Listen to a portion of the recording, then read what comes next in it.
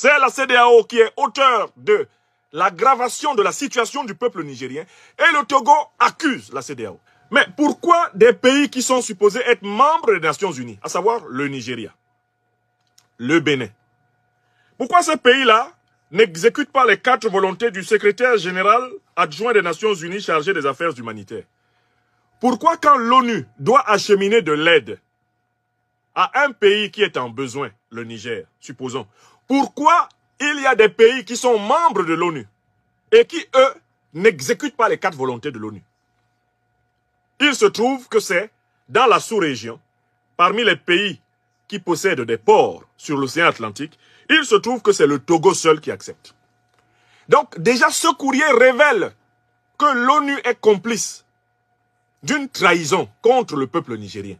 Parce que l'ONU s'accommode tranquillement du refus du Nigeria de laisser passer l'aide humanitaire par sa frontière, du refus du Bénin de laisser passer l'aide humanitaire par sa frontière, lequel refus est partagé par le Sénégal, la Côte d'Ivoire.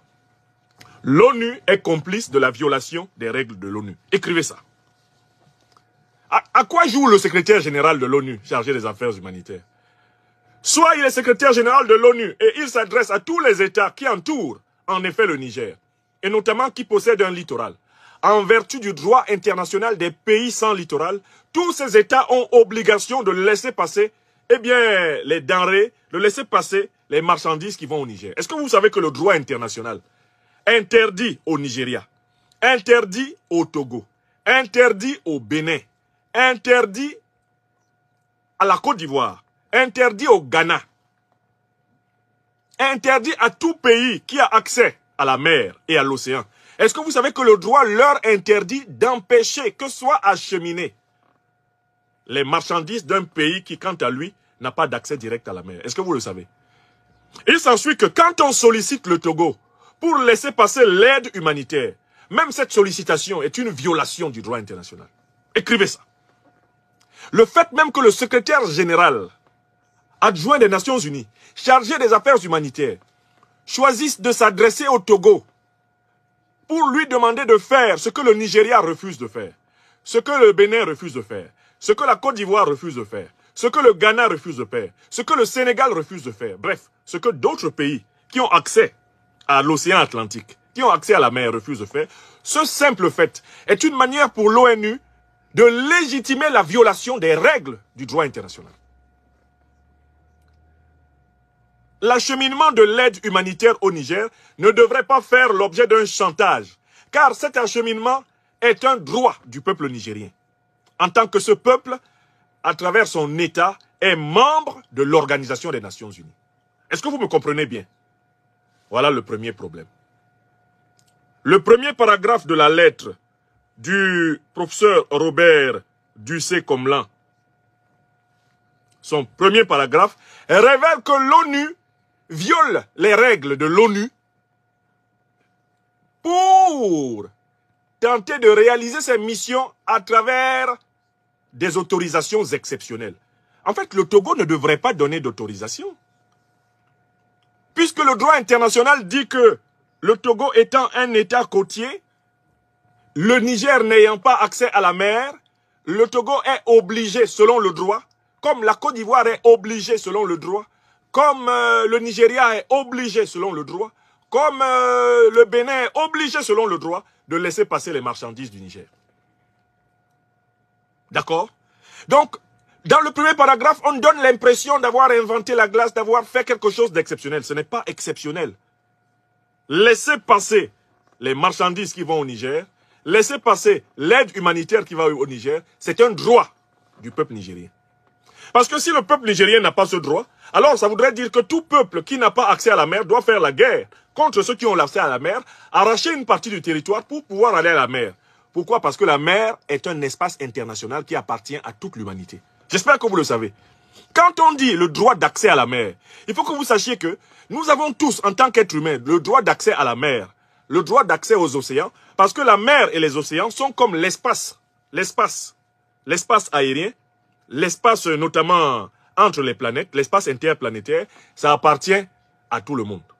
Tout le monde a des droits dans ces espaces-là. Donc il faut déjà que ceux qui participent à cette conférence se débarrassent de ce qu'on veut nous imposer comme idée. À savoir que, bon, c'est par pitié que le Togo a accepté d'exécuter la volonté de l'ONU. Non, le Togo n'accepte pas par pitié. Ce que le Togo fait, dans le premier paragraphe de cette lettre, c'est qu'il applique la loi. Le Togo ne fait qu'appliquer la loi. La loi internationale dit qu'un pays qui n'a pas de littoral a le droit à ce qu'on lui achemine ses marchandises. D'accord? Donc, on veut présenter comme un acte de pitié, un acte d'humanité, de compassion, ce qui est un droit. Le Niger a droit à ce que ses marchandises entrent. Parce que si on ne lui reconnaît pas ce droit, ça veut dire qu'on lui vole son droit sur les mers et les océans. Nigériennes, Nigériens, Maliennes, Maliens, tous les Africains qui sont dans des pays qui n'ont pas accès directement à la mer, est-ce que vous savez que la mer vous appartient aussi? Est-ce que vous saviez que l'océan vous appartient aussi?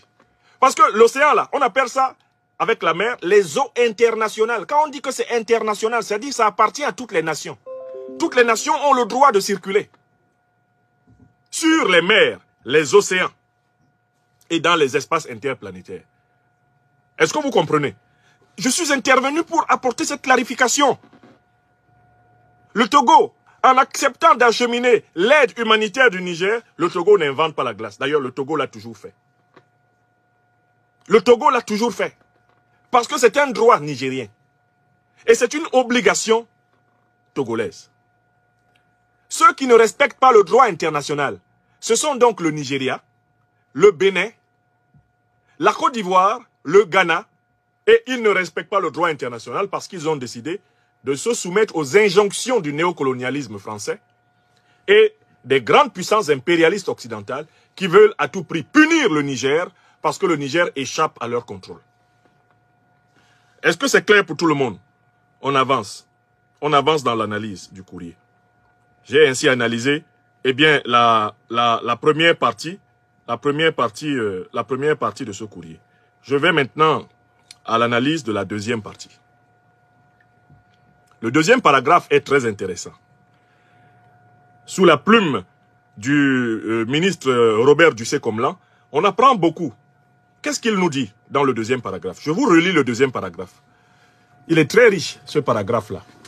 Je mets un peu de lumière parce que le soir commence à tomber en France. Je voudrais vous assurer de la disponibilité des autorités compétentes togolaises à faciliter le travail des agences humanitaires des Nations Unies qui apportent une assistance vitale aux populations vulnérables dans ce contexte de crise politico-sécuritaire accentuée par la mise en œuvre de sanctions communautaires. J'ai relu plusieurs fois cet extrait. La crise politico-sécuritaire accentuée par la mise en œuvre de sanctions sécuritaires. Ici, le ministre togolais des Affaires étrangères, au nom du gouvernement togolais, est très direct. Il accuse la CEDEAO. Il accuse la CEDEAO d'être coupable d'aggraver la crise politico-sécuritaire au Niger. Par quel moyen? Le ministre Robert Dussé-Comlan est très clair. Et ici, je salue le philosophe de métier qu'il est et avec lequel j'ai partagé les bancs de la faculté de philosophie de l'université Félix Houphouët-Boigny d'Abidjan. Dans le deuxième paragraphe, ici, il a le courage d'appeler un chat un chat. Robert Dussé-Comlan nous dit que la crise politico-sécuritaire au Niger est accentuée par la mise en œuvre des sanctions communautaires. Autrement dit, le Togo accuse la CEDEAO d'aggraver le sort du peuple nigérien. La notion clé ici, c'est le verbe accentuer. Au lieu que la CEDEAO aide le Niger, Robert Dussé-Comlan, chef de la diplomatie du gouvernement de Faure Gnassingbé, nous dit que la CEDEAO aggrave la crise. Qu'est-ce qui est en cause? Pourquoi le Togo décide-t-il d'appliquer donc la loi? C'est-à-dire de laisser passer les marchandises du Niger. Le Togo dit pourquoi il applique la loi. Parce que la CEDEAO a pris des sanctions qui aggravent la crise politico-sécuritaire au Niger. Autrement dit, le coupable, c'est la CEDEAO. C'est la CEDEAO qui est auteur de l'aggravation de la situation du peuple nigérien. Et le Togo accuse la CEDEAO. C'est clair pour tout le monde ou pas? Je vous relis dans le contexte de crise politico-sécuritaire accentuée par la mise en œuvre de sanctions communautaires. Sanctions communautaires. Communautaires, là, il s'agit de la CEDEAO. Robert Dussé-Comlan ne nomme pas explicitement la CEDEAO, mais quand il parle de sanctions communautaires, il s'agit bel et bien des sanctions qui ont été mises en place par la CEDEAO contre le Niger. Le Togo accuse la CEDEAO de compliquer la vie du peuple nigérien. Par conséquent, le Togo s'oppose aux sanctions de la CEDEAO. Le Togo refuse d'appliquer les sanctions de la CEDEAO. Parce que c'est au nom des prétendues sanctions de la CEDEAO que le Nigeria ne laisse pas passer l'aide humanitaire par son territoire. C'est au nom des prétendues sanctions de la CEDEAO que Patrice Talon ne laisse pas passer l'aide humanitaire par son territoire. C'est au nom des prétendues sanctions de la CEDEAO qu'Alassane Dramane Ouattara, Nana Akufo-Addo, Macky Sall, tous les vassaux du néocolonialisme français et de l'impérialisme occidental sont en train d'essayer d'étrangler le Niger. Le Togo dit, à travers le deuxième paragraphe, qu'il refuse de participer à aggraver la crise politico-sécuritaire du Niger. C'est dans ce deuxième paragraphe que le Togo pose, en tout cas, un acte courageux, celui d'adopter une position contraire au dictat communautaire mené par Alassane Dramane Ouattara, qui, comme on le sait, est la marionnette des néocolons de France et d'Occident. Eh bien, cette position-là, le Togo vient maintenant de l'attaquer frontalement. Voilà d'abord pour ce qui est d'une analyse à chaud du texte.